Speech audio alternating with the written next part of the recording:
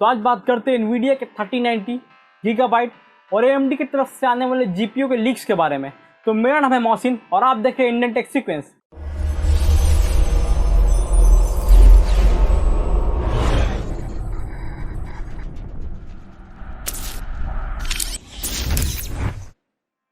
तो सबसे पहले बात करते हैं NVIDIA के RTX 3080 के बारे में, जो कि आ गया मार्केट में। हालांकि उसका पूरा स्टॉक सिर्फ 1 सेकंड में बिक गया। हाँ, आपने सही सुना, सिर्फ 1 सेकंड। लेकिन उसका रिव्यू और परफॉर्मेंस बहुत सही है 71,000 के प्राइस पॉइंट के हिसाब से और पिछले जनरेशन के 2080 Ti के मुकाबले। वैसे NVIDIA ने Q&A रिलीज़ किया है कि इनका लॉन्च कितना ख़राब था उसके बारे में, तो मैंने लिंक डिस्क्रिप्शन में दिया है, तो आप जाकर चेक कर सकते हैं। तो अब बात करते हैं कुछ बेंचमार्क के स्कोर्स के बारे में।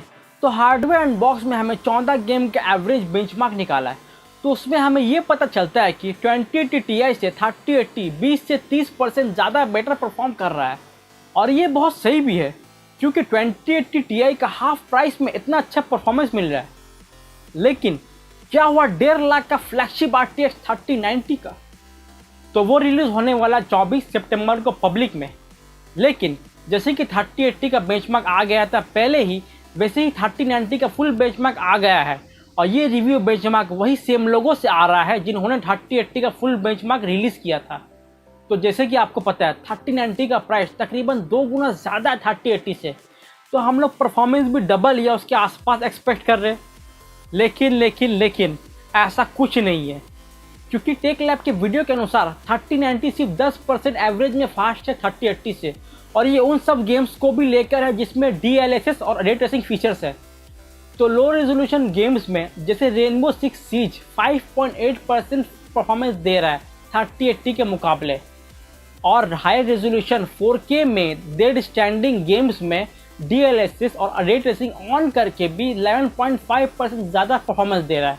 और ये बहुत निराशाजनक बात है अगर आप मुझसे कहें तो। लेकिन यहाँ एक महीन लकीर है, क्योंकि ब्लेंडर डेटाबेस के हिसाब से 3090 15 से 23% फास्ट है रिसेंटली लॉन्च 3080 के मुकाबले। और ये सही भी है, क्योंकि 3090 में 20% ज़्यादा CUDA कोर है, तो उस हिसाब से उनका बेंचमार्क सही स्केल कर रहा है। लेकिन 8K गेमिंग के लिए कोई भी बेंचमार्क अभी अवेलेबल नहीं है, और NVIDIA 3090 को 8K गेमिंग कैपेबल बता के ही बेच रहा है। अब ये इंटरेस्टिंग होगा देखना कि ये GPU कहाँ स्टैंड करेगा रियल टाइम 8K गेमिंग में, क्योंकि 24 GB VRAM के साथ 3090 को एक एडवांटेज ज़रूर मिलेगा। और इसी बात से हमारा नेक्स्ट टॉपिक आता है गीगाबाइट, जिसने गलती से रिवील कर दिया 3080 का GPU मॉडल, जो कि आएगा ज़्यादा VRAM के साथ। Registration page watch dog legend game का जो फ्री मिलेगा उसी को जो 3080 खरीदेगा। तो इस पेज से नंबर लीक हुआ उन सब कार्ड का जो कि अभी तक रिलीज भी नहीं हुआ, जैसे कि 3070 सुपर। ये लग रहा है सुपर वेरिएंट मॉडल, क्योंकि यहाँ पे S है, ये इंडिकेट करता है सुपर को। और ये 16 GB VRAM के साथ आएगा, और 3080 सुपर जो 20 GB VRAM के साथ आएगा। तो जैसे कि हम लोग एक्सपेक्ट कर रहे थे। और रहा बात इन सब कार्ड के वेरिएंट के लॉन्च का, तो ये AMD के नाविक के रिलीज़ के आसपास ही आएगा नवंबर के करीब। और इन सभी कार्ड से NVIDIA AMD को टक्कर देगा।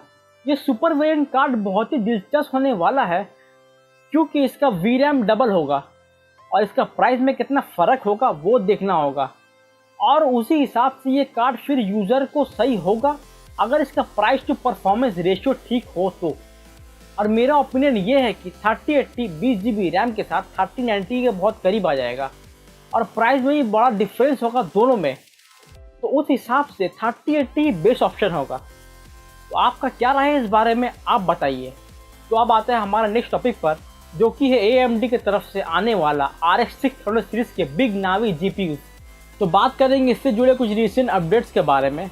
तो जैसे कि Radeon RX ट्विटर हैंडल ने लॉन्च किया था 3D रेंडर इमेज, और साथ ही में कहा था अगर पूरा 3D रेंडर इमेज देखना है हर एंगल से तो फोर्टनाइट के डिप में जाके देखें। तो ये रहा कुछ फुटेज Radeon के GPU का फोर्टनाइट में।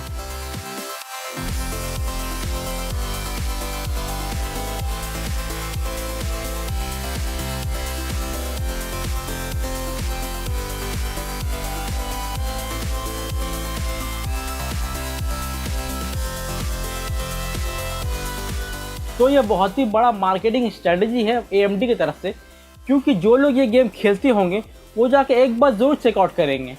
और साथ ही साथ J2Cent और रेड गेमिंग टेक ने भी कुछ फ़ोटो शेयर किया जो ये है।